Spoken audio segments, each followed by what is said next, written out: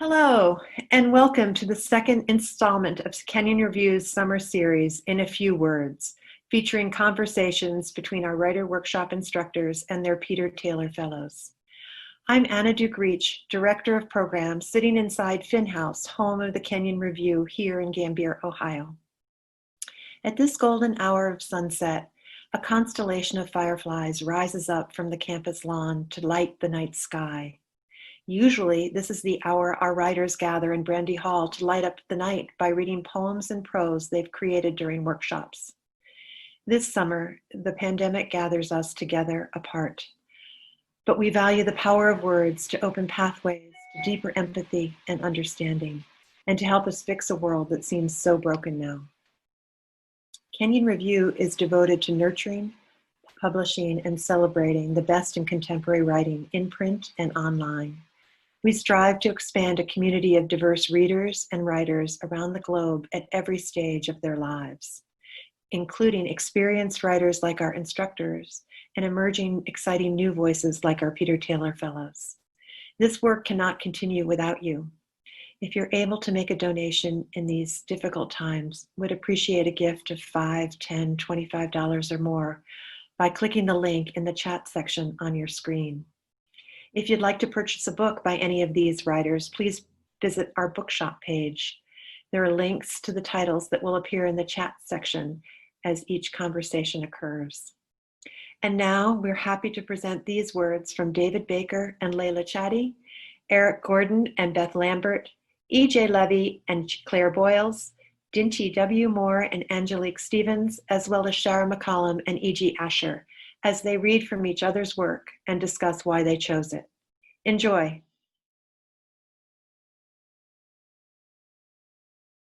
Happy to be on this little screen talking to you today with Leila Chatti, who is or would have served this summer as my Peter Taylor Fellow for the summer workshops. We're hoping that we will just redo the schedule and be with you next summer in person to look at your poems and to talk with you about writing poems. In the meantime, we've been asked to read a poem of each other's, which is really fun. I miss you all. It's nice to see you. Some of you I maybe have seen for many years. Some of you I would have met for the first time this summer. Hi. I'm here in my little house in Granville, Ohio, and I'm going to read a poem from a brand new book. This book is called Deluge by Leila Chatti, who I met, I don't know, when was it, Leila? A year or two ago in Cleveland? We did a reading together. Maybe 2018. In fact, when we did this reading together, as this show and tell, Leila's chapbook, Tunsaya Americaya, I didn't say that right, but pretty close. Close, good. Her chapbook had just come out, and I read it and was blown away. And I was lucky to get an advanced copy of Deluge, and I've dog-eared so many pages of poems that I'd like to read. But I'm going to read a poem. I'll talk about it for just a second. But I'm going to read a poem called Portrait of the Illness as Nightmare. There are others I would like to have read. There's a really long, amazing poem in here called Aura I would like to have read. And some others, but this one, I love this poem. Portrait of the Illness as Nightmare. No matter how many times you ring the bell in the bad dark, no one will let you in. You face the fun house with its mirrors on the outside so everyone can see and everyone looks. You are in your underwear and the room is cold. The doctor's stethoscope pressed to you becomes suddenly a snake. Your heart hisses in its cage. Your heart sputters a doused flame. You are drowning in your blue paper gown, which recedes in the back like an ocean, your skin a bank of hot sand.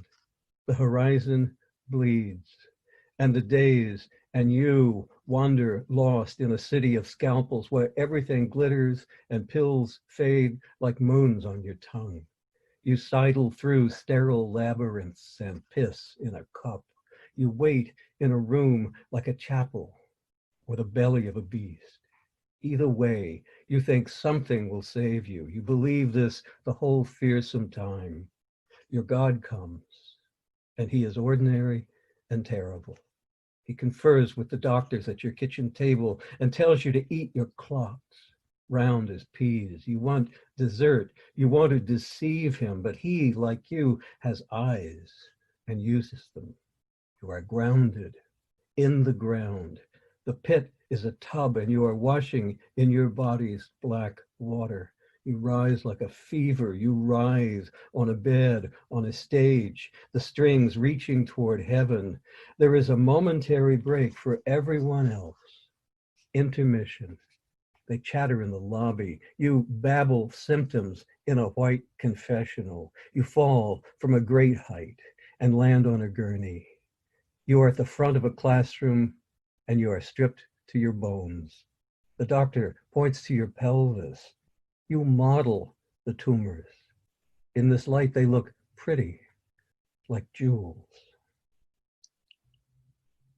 I've read and read and read this book and this poem. This is one of the few poems. It's a book about identity and how one comes into a body and the diseases of that body and the identifying features of that body. It's one of the few poems in the book that's spoken in the second person rather than the third person, in this really extreme condition of being exposed in a classroom, in an operating room, by all the watching eyes. The self pulls back and refers to the self with that same kind of clinical distance. It's a really effective thing. There's so many other things to love about this poem, but I just wanted to read that one so people could hear the kind of thing that Leila does. Book is called Deluge. I urge you to find it and to get it. So Leila was going to come to Gambier to be on campus and to serve with me and help me teach this workshop. And I'm sorry that we can't do that, as I said, but we will do that at another time. Is that right? That's right. Okay. Well, I should be quiet here because we're going to share this this time. Well, thank you so much, David. It was a real delight to hear you read that poem. It's such a treat. Freaky to hear somebody read it. It's so exciting to hear, because I've read this over and over in my own voice, and to hear it in yours is really lovely. David, when I first met you, I thought you were one of the most kind-hearted, just easy to immediately connect with people I've ever met. And I'm so glad to still be in Ohio for a number of years yet. So hopefully tell people about that. That's just really cool. You just found this out, right? Yeah, I'll be in Cincinnati doing my PhD as a provost fellow. So I'm very excited. So Ohio. Woo-hoo. Yeah, go Bucks. Thank you. I've spent a lot of time with David's work. I've read your work, David, before I ever met you. But what I wanted to read today is this poem, The Rumor. And I'll talk a little bit about why I love this poem afterwards. The Rumor. There's like a weird beeping sound. Is that okay? Okay. The Rumor. Come home. The earth utters to the body, and so the body does come home at last. Consider thus the tufts and tailpiece, hooves cleft from the legs, what's left of them where they dropped concentric beneath the beach. Consider the beach, the lover's own tree, this one, yes, hearts scored in, and someone's and someone else's initials so swollen they're unreadable, and more than head high up the trunk, where the body crawled. Think of that, a furious, rapt hunger. We thought it a rumor when the farmer called the paper, when deputies spotted something, buff deer or maybe a Dane running loose in the corn, in the feedlot 3 nights running. Look, there is no doubt whatever. So the body, even the lover, comes down to the earth, but not this time, at first. The big cat dragged the corpse up the tree. They will do that. That's how we know. Cats being climbers with prey they've killed. Up by the bowl, the big place, to the crotch of the tree. That's what we call it. And crouched, ate, shat, even slept. The claw marks proceed up the tree. the fleshy dun bark, blood stripped brown as fox coat or wet sandstone, blood ascending the tree's evident body. Up the lover's tree.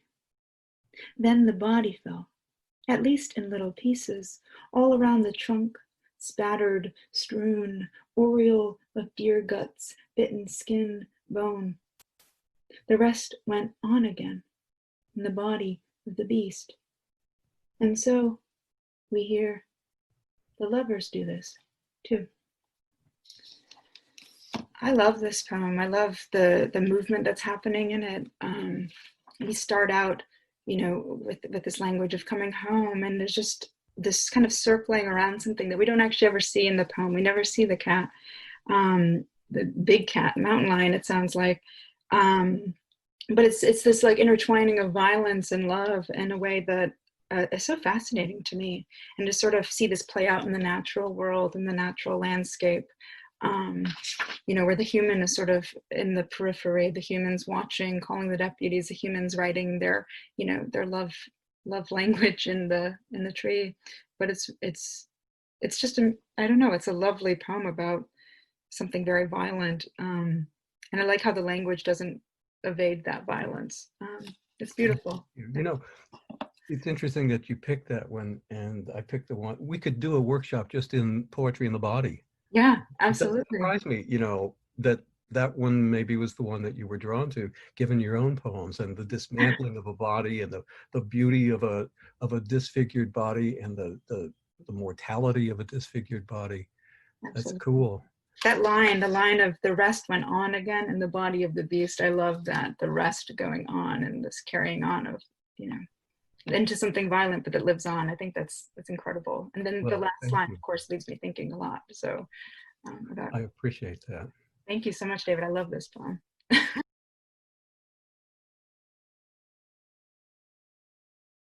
Beth was my student at Columbia Teachers College 20 years ago this year. Yes, that's a long time ago. And we've only seen each other once in that period of time. And Beth was going to be my fellow with me, teaching the writing workshop for teachers this summer. And then it got canceled, which was very sad. But it's really wonderful to see you and to have a chance to read your work again and connect. Yeah, this COVID experience is a funny way of bringing people together despite all of the distancing. So I had the privilege of being in Erick's class. He's aging us, but yes, it was so long ago. And so I picked a piece from among a handful of wonderful writing that struck me on two levels, both as a student of Erick's, knowing the kind of teacher he was, and then as the teacher that he helped shape me into for the next 2 decades. So this one is called Nouns in Captivity. The student I teach today, this future's poet, willow wild and captured for fidgets, cares more about why and how than where and who, pounds presents onto desktops, knocks chairs and books with sneakered feet, pushes elders onto ice floes. In my mind are mountaintops. Applaud the way she stills tomorrow's air with her fingers and celebrate the ash spark memories of what once was. Thank you. Love it.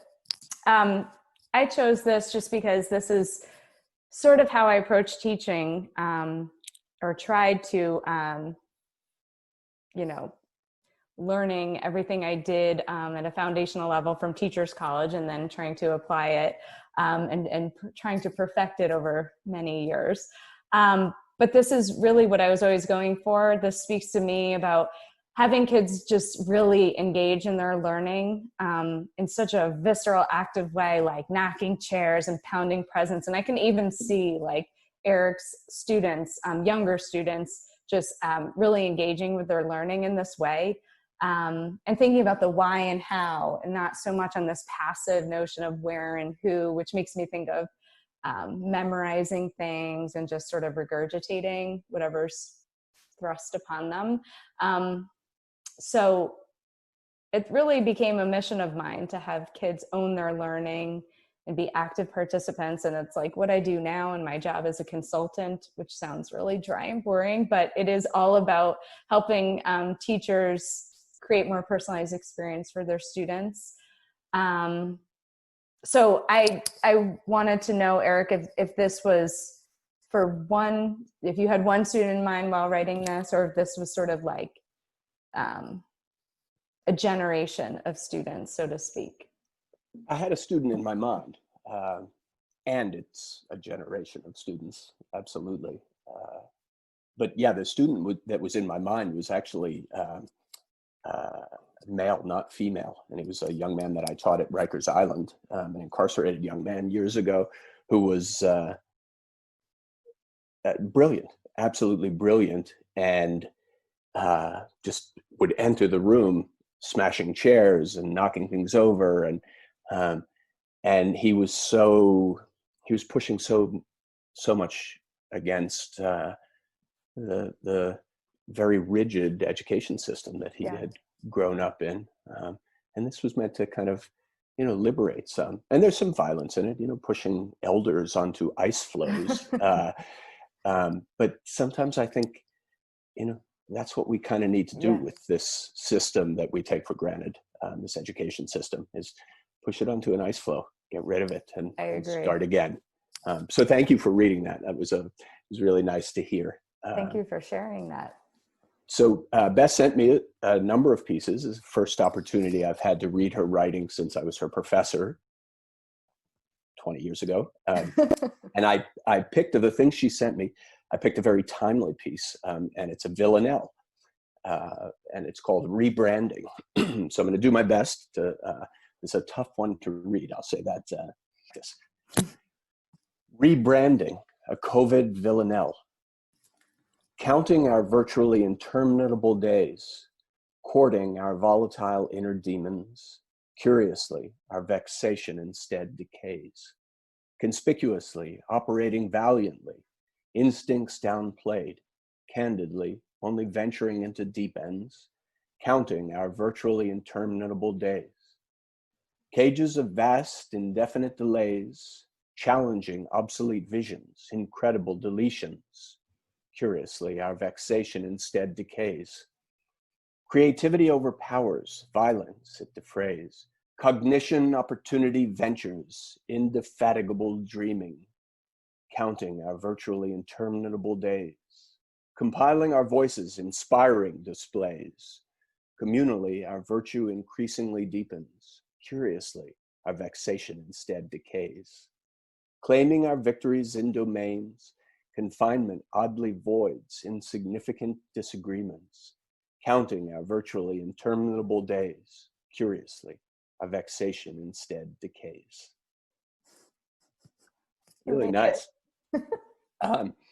That was tough to read, I'm going to admit it. Tough to write.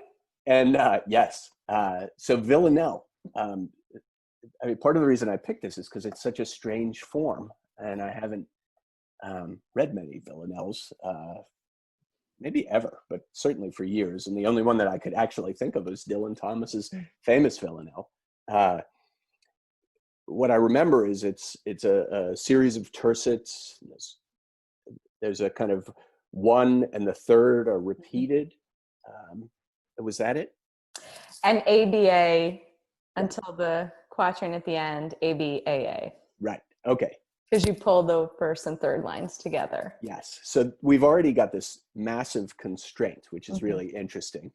And there's an interesting history to this form, that it didn't start as this constrained form. It started as, I think, a kind of celebratory song, I believe, in Italian culture, maybe, I can't remember, 17th century. When we were in TC together. In graduate school, right, exactly. Yeah. Around the same time. But that, it became this very tightly constrained form in the 19th century. So I love that you picked this, because it's already this very interesting way to hold within constraints. Creative constraints can be wonderful things in the classroom too. I used to think in teaching that structure was this kind of impediment on freedom. And, you know, creative constraint is one of the most liberating things to discover as a teacher, because it can be so helpful to students, so generative. But then you put this massive, kind of crazy constraint on top. Torture. There's, you know, it becomes almost like a tongue twister. It's tough to read. So rebranding a COVID villanelle, COVID, not only do you have the structure of the villanelle, but every line is counting our virtually interminable days, COVID. So every one of these lines is COVID. Yeah. And it's playful. It's very, very creative. And at the same time, you're talking about something that is at points very, very serious. So you have this kind of, this structure that is like a tongue twister in some ways. I used to do something like that with kids in the classroom, where I would have them take a serious article from the newspaper and rewrite either a headline or as a poem using things like overdone alliteration. It becomes a tongue twister, writing about something serious. And I do think there's a kind of opening effect that, you know, when we're surprised, when form is playful with serious content, it leaves us open. And I think it's got a little bit more of a punch. So congratulations on this. It must have been interesting to write. It sure was. Just like mirrored my COVID experience. And, you know, I think these things, these challenges that we give ourselves, these creative challenges, while we're locked inside our houses, while we are, you know, under quarantine, some of the creativity, the pockets of creativity that are being inspired, are pretty amazing.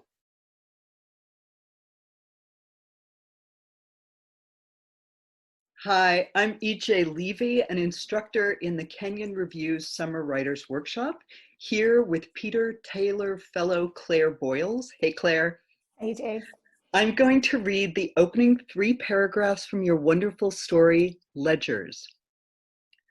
We let the dust settle for a month or 2 after Pop had his stroke, and then we sold the family ranch all in one piece to a cattleman from Montrose, Henson, whose name Pop didn't recognize.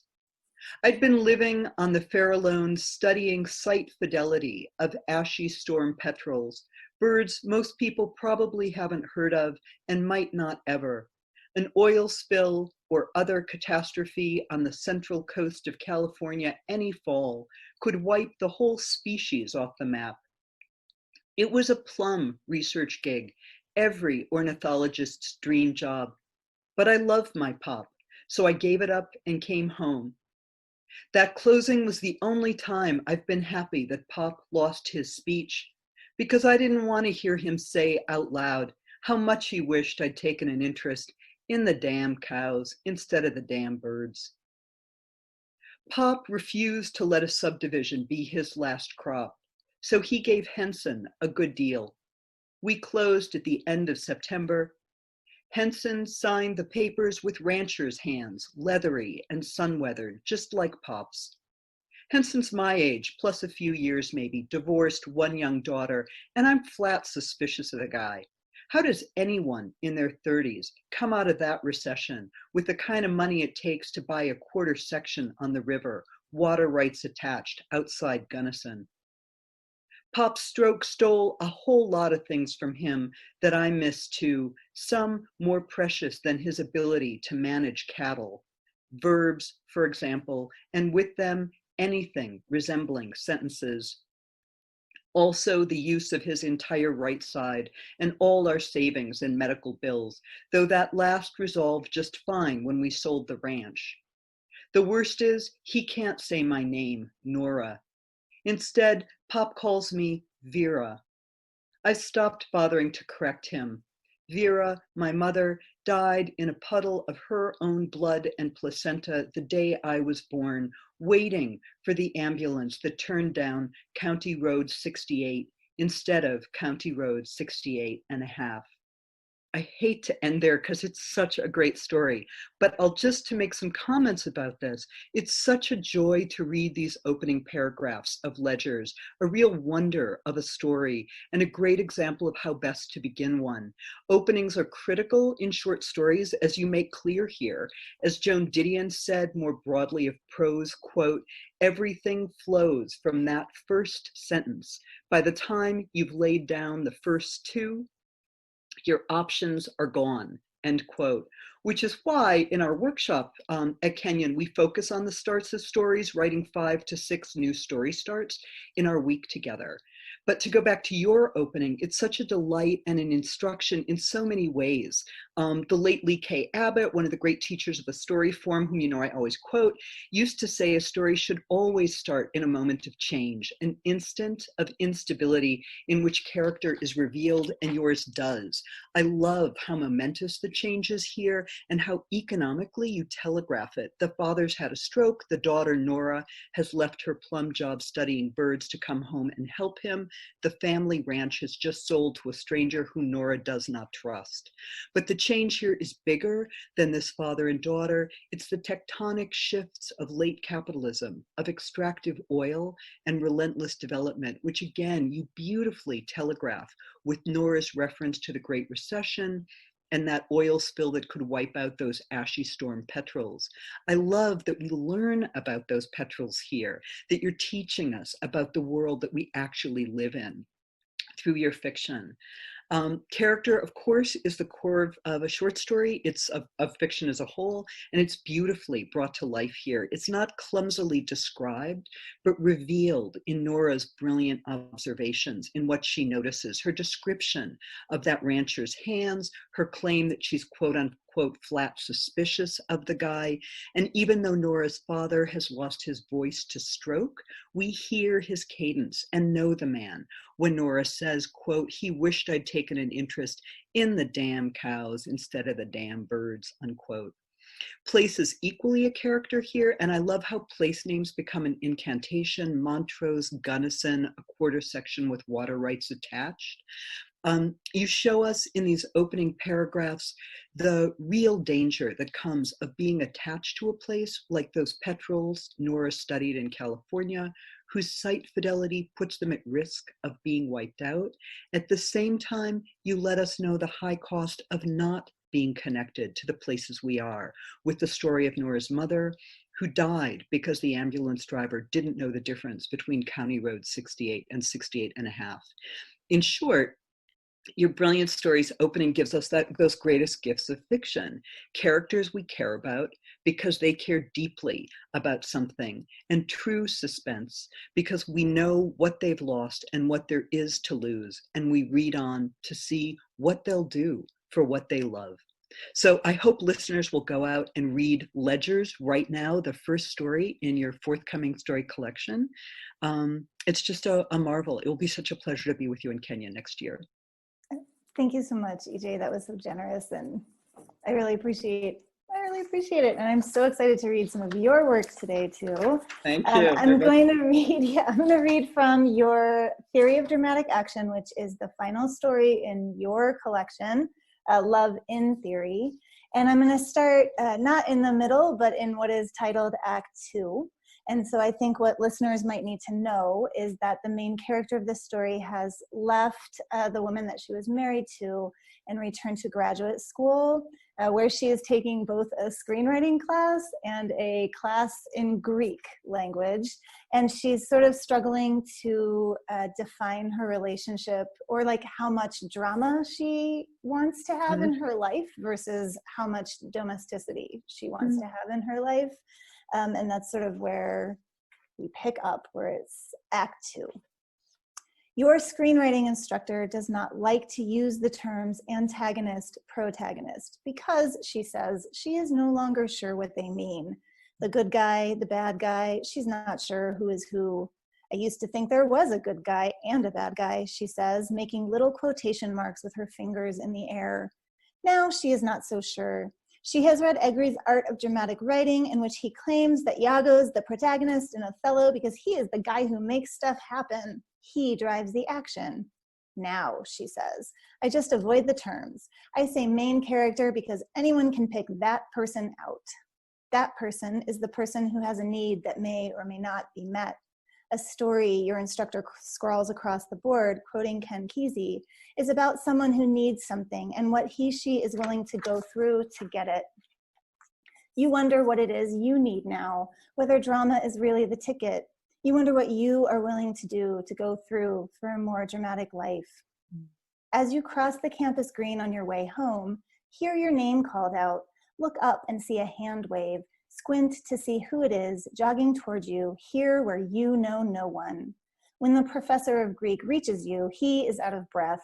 He bends over, bracing his hands on his thighs. He hangs out his tongue in mock exhaustion like a dog. He tilts his face up towards yours, smiling, his face sparkling a little with sweat. Sarah, right, he says, remembering your name.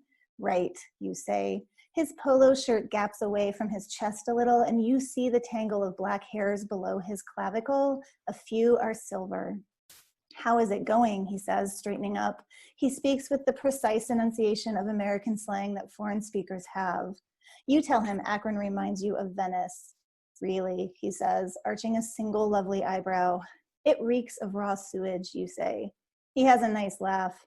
You're not from here, he says. I didn't think so. Students like you never are. One thing I really enjoy about this story is the main character's attempt to map her really messy life onto this idea from screenwriting of like a formulaic narrative arc. And she can't. She gets really bogged down. It's just too messy. It doesn't map. And it's humorous and also really heartbreaking for her to watch her go through it on the page.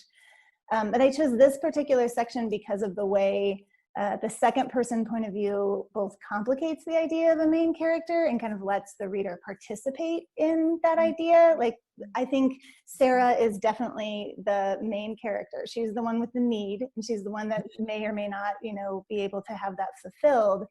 The story reveals, if you read the whole thing, that she's both the good guy and the bad guy of her own life over and over and over again. But I think the second person point of view is something I find really interesting here, because it draws the reader so close and kind of makes you, as a reader, ask the question of like, what parts of Sarah are Sarah and what parts of Sarah are you, and how are those things interacting?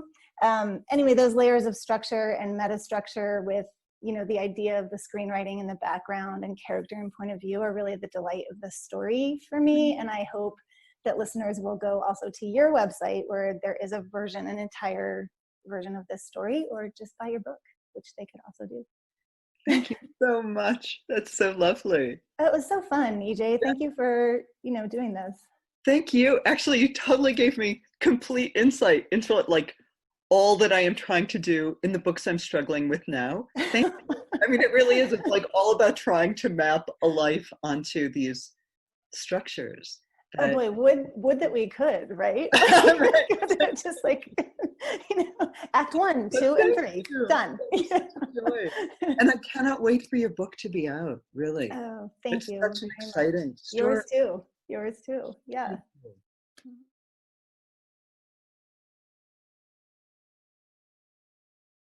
Hello, I'm Dinty W. Moore, one of the Kenyon Review Summer Writing Workshop instructors, and I'm with Angelique Stevens, who is going to be my fellow, which means my teaching assistant in the classroom this summer. Of course, it didn't happen as we planned, but we're here and I'm happy to be here. Hello, Angelique. Hi, Dinty. I'm going to read a short piece, a piece of flash nonfiction that Angelique started when she was my student in the Kenyon Review Summer Writing Workshops a few summers ago. She's done a lot of work on it since, and it's amazing. So I'm just going to dive right in. A little closer. The summer Gina went missing, we lived a block from the lake. She and I smoked cigarettes in our basement with friends, Mom and Dad at work, hauling oats on the 45. We practiced strangling ourselves, that fun game in which only the bravest of us held our breath and squeezed our necks with our own hands until we passed out. The last time I did it, I woke up on the floor. They all stood above me, bent double, laughing. You were flopping like a whale. It was hilarious. We had just finished 7th grade, and hadn't learned yet how quickly one wrong move escalated to the next. Later, we played chicken by dropping cigarettes on our forearms. I'd breathe in slowly, turn my skin to slate, close my eyes and count. 1 1,000, 2 1,000, 3 1,000. I never moved away first, but I was always just a few counts behind the others, especially Gina. Pushing harder, Gina, only 10 months older than me, made up new games with pocket knives. First, it was just small notches on the skin, and then we'd carve into our bodies, our tender flesh, the names of boy crushes, Luther, Michael, Carlos. By luck, I liked a boy named Jim. They were small letters, too, smaller than my pinky, but I underlined them just in case anyone questioned my resolve. Then one of the girls got wasted one night and etched Scott or Sammy or Steve into the full length of her forearm, so deep the name would survive long after the relationship faded. When we got bored with cigarette chicken and pocket knives, Gina scored a joint from a senior near the gas station. We hid it in our bubblegum rompers and walked to the beach where the partiers hung out. She showed me how to hold the roach clip so I wouldn't burn my fingers, how to inhale the smoke straight through to my lungs and then hold it as if I were underwater. Later, she amped it up with Rush, those little vials of liquid speed we learned how to snort for excitement. We'd lean back into the couch as we inched our way towards oblivion.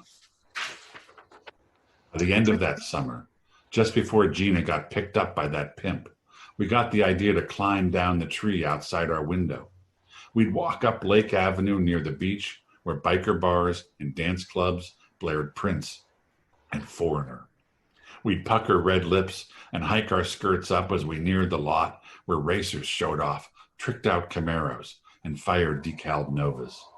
They drank whiskey from flasks and offered us rides. We took them, still so brave, but with rules. Never get sloppy, never get into a windowless van, never get into a car where the men outnumber the girls, never go it alone. But one by one, we broke those rules. Each time we had passed the flask or the joint while bearded strangers drove. Gina swallowing the whiskey or rum or the tequila, me gripping the door handle. Each time they'd pull her in just a little closer and a little closer. Each time a little closer. Wow, thank you, Dinty. Oh, thank you. That was very interesting to have somebody else read that piece. I'm going to read yours now. This excerpt, Canto 5 from The Burning Bush. I learned they suffer here who sinned in carnal things. There, reason mastered by desire, suborned. That's from Dante Inferno, Canto 5. Nora Serafini had a toy cash register made of cheap painted tin. The register was about 1/4 the size of a real one, but it worked, popping numbers up in a small window, ringing a shrill bell each time the money drawer slid open. Her brothers and I were playing Rock'em Sock'em Robots just across the living room. Mark was handling the blue bomber, while younger Chris and I alternated turns with a red rocker, trying our very best to dislodge our opponent's grotesque, spring-loaded head. My childhood is steeped in violence and plastic, so the battling robot should have held my attention. Yet that day, I found myself unable to stop glancing over toward Nora, standing at the coffee table, ringing up brightly colored toy fruit for no one in particular. The term forbidden fruit, of course, refers to the prohibited apple tree from the book of Genesis. In actuality, scholars believe the name of the tree, as found in ancient texts, is more closely translated as pomegranate or quince.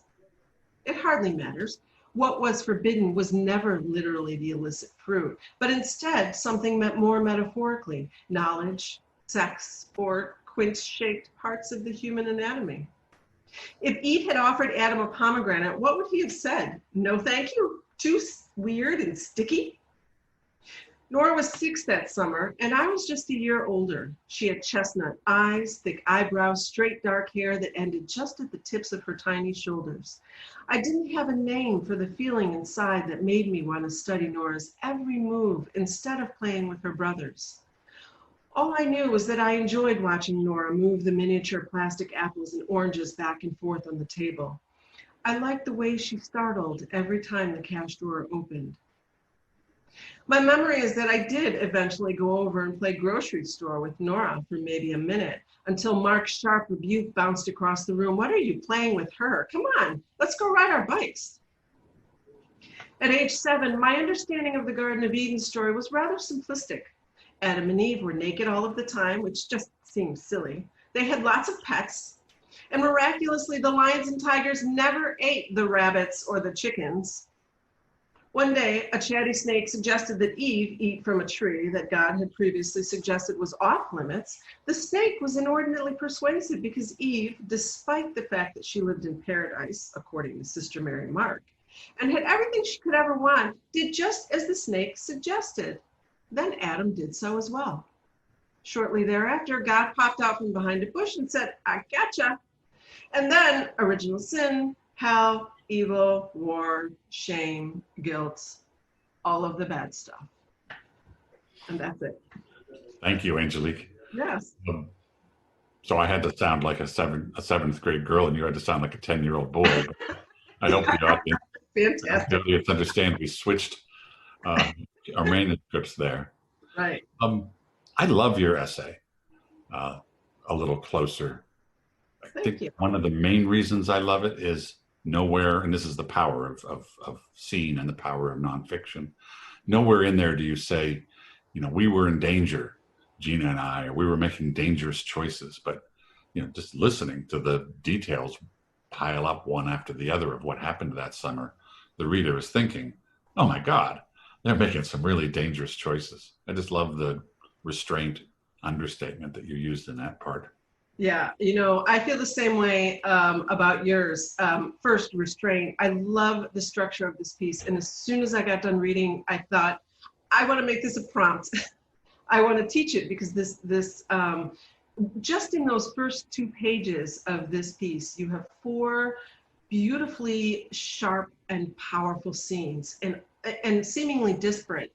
And they're all tied together with this apple, that powerful apple, which is this sort of this universal human understanding of child's innocence and desire and guilt. And like you were saying, nowhere in there do you say anything about, you know, those words that I just said. So I love that about this piece. We didn't plan this, but childhood innocence, desire, and guilt. Yes. They've come together in these 2 very different pieces from very different writers. That's right. And the other thing I just wanted to say is that you, of course, are the master of brevity, but also the master of levity. I mean, Dinty, these powerful scenes about such an important human experience you have put in here with this. I love this line about the quince-shaped parts. And what would Adam have said? That's fantastic. Thank you. Thank you. I love your details, the bubblegum rompers and fire decaled Novas and tricked up Camaros. It kind of captures, you were in 7th grade, a different time. I was in 7th grade, but I remember that time and you capture it perfectly. Yeah. Thank you so much. I hope to see you in Gambier next summer. That's right. I hope to see you also. And thanks for doing this. Thank you. And thank you to Kenyon Review.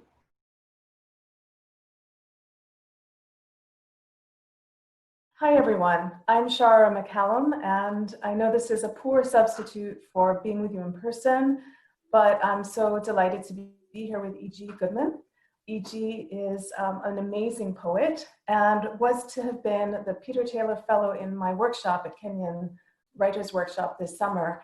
Fortunately, we are going to defer until next summer, and in the interim, this has been a great excuse to catch up with E.G., see what he's been working on recently, and we're going to have a little bit of a chat. So I'm going to begin, and I'm going to talk a little bit about E.G.'s new work, but also his first book, Natality, which I think the new work that I've read comes straight out of that collection. Some of the things that I've always been compelled by, and this is in no particular order, but the layering effect of language, particularly the use of allusions and the evocation of various voices, also great amounts of different kinds of text coming together on the page that are not always separable from the poet's language. It's not easy to know which is which, and that seems incredibly deliberate and effective. It strikes me as quite midrashic when I think about it, and also how much this imparts to the poems a sense of polyvocality, also a sense of the coexistence of multiple interpretation of sign, where one doesn't privilege another, or there isn't one privileged above another. The other thing that strikes me in the new poems, and again, as in the first book, Natality, I was just very privileged to get to read the second book in progress here, is the use of silence. For me as a reader of poetry, I'm deeply drawn to that, but I'm especially interested in how I can both hear it in my mind's ear and then see it on the page, and how that bridges my reading experience with ear and eye coming together. For me, the silence becomes incredibly audible in these poems, and it's done through what Olson calls the field of the page and the manipulation of that. It intensifies the lyric urgency of these poems. I especially am in love with the caesura's midline, how those render E.G.'s very spare poetic line and very taut, compressed phrasing even more resonant. So I just love that interplay between sound and silence in the poems. And then the last comment I'll make before I read one of them is the work in the long form is incredible to me.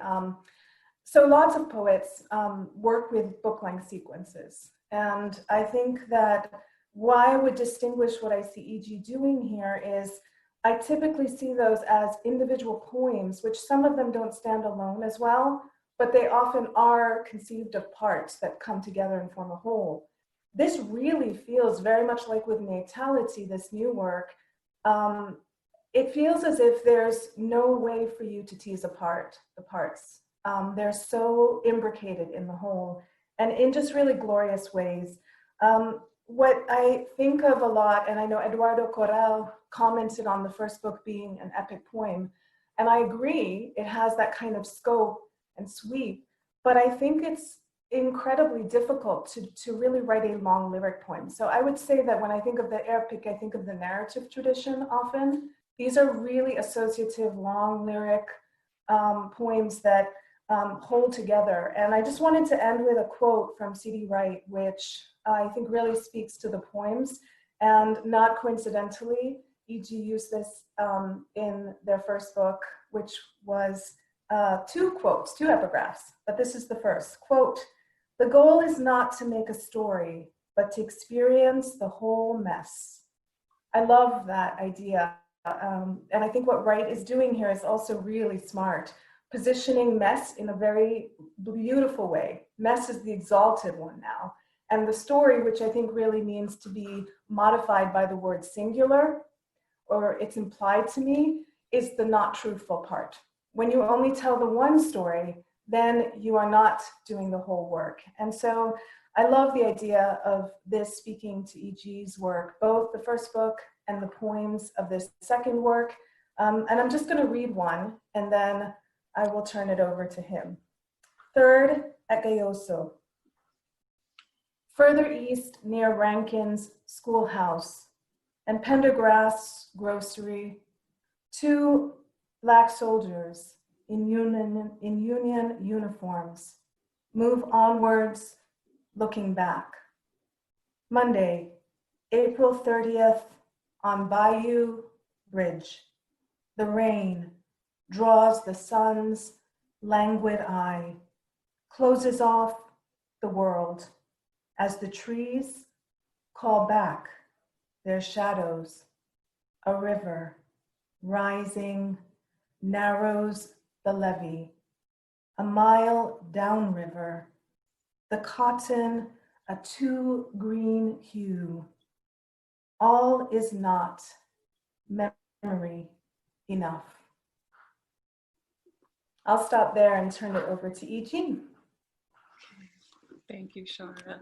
So I'm going to talk about your forthcoming book, No Ruined Stone, which is absolutely essential reading, and I found really offered me kind of a new ecological pathways through which to reread your previous books, such as The Water Between Us, where you write, I was born with a stone in my hand. And This Strange Land, where you write, that what is separation's geography? The mother's body is the country of our earliest memory, the soil from which we are formed. In your recent essay, Not Sound, but the Memory of Sound, you describe what might be thought of as a kind of poetics of the stone. Noting the trace of your father's voice in your sister's utterance, you write, it was as if particles of sound were matter, not waves, as if something that exists as a function of time and space had assumed mass and form and was now lodged inside my chest. The stone, that function of time and space, here, as in your poetry, seems to me to be a lithic and corporeal sedimentation or deposit of the mythic, shaped as much by matriarchal folklore and memory as by water and earth, the historical, the brutality of the transatlantic slave trade and of European and American colonialism, and the biblical, that cornerstone in Isaiah or the creation of Eve, but also the ineffable and intangible, a witness to history beyond the forms of language that we traditionally rely on. So thinking about these multiple layers and strata in your poetry, I thought I would read Memory from your forthcoming book, No Ruined Stone. Memory.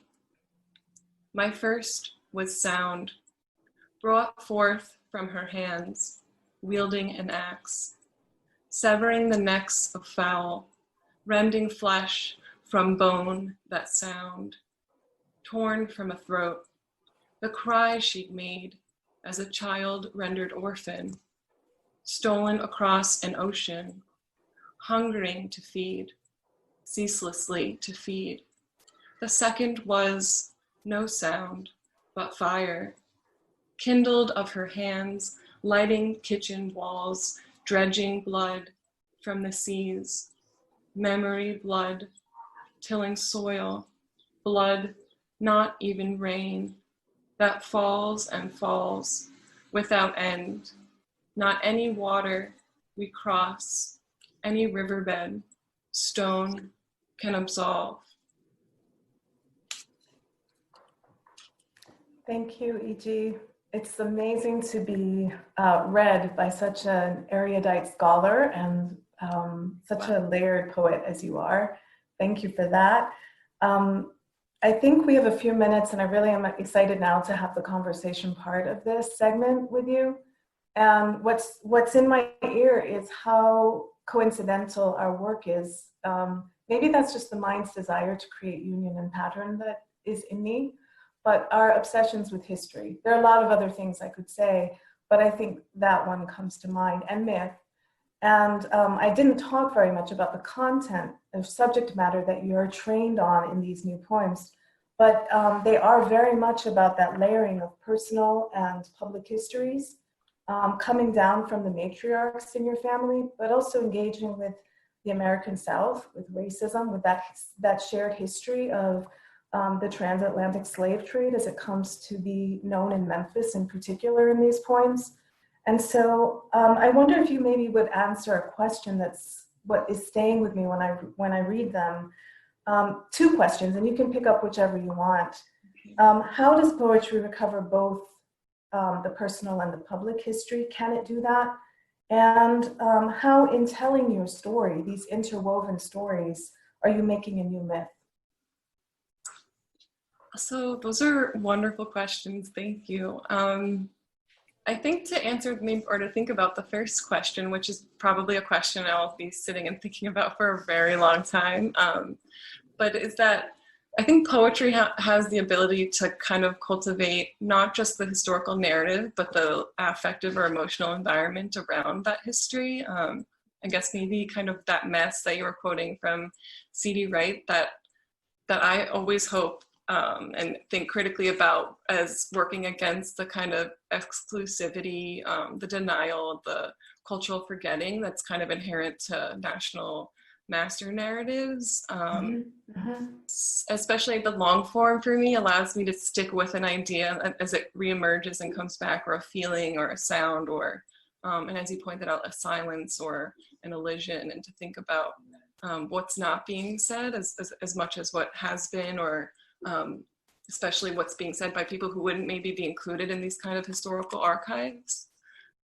I want to just underscore what you said as my answer to start with, which is that history, the kind that poets can write, is an act of recovery. It's not, it's the thing that sometimes the historical record cannot say, because there is not the evidence, there is not the written evidence, the textual evidence that history as a discipline demands, where I think as poets, the act of the imagination can step in. Thank you for tuning in to week 2 of Kenyon Review's summer series, In a Few Words.